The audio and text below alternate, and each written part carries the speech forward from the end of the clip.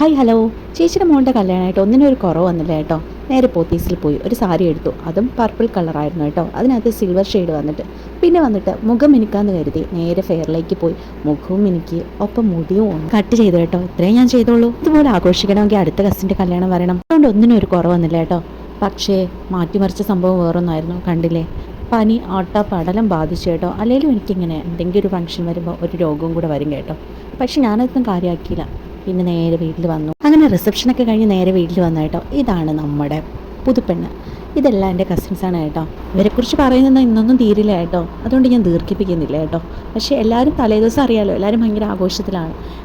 പിന്നെ നേരെ ഞങ്ങൾ പിറ്റേ ദിവസം ഒരുങ്ങി. ആ പനി നല്ല ക്ഷീണമൊക്കെ ഉണ്ടായിരുന്നു കേട്ടോ. എന്നാലും വകവെക്കാൻ നിന്നാൽ അതിനേ സമയമുള്ളൂ. അതുകൊണ്ടൊന്നും മൈൻഡ് ചെയ്തില്ല. ഒരുങ്ങി നേരെ ചർച്ചിലെത്തി കേട്ടോ. ഇതാണ് വരൻ. എങ്ങനെയുണ്ട്, സുന്ദരനല്ലേ?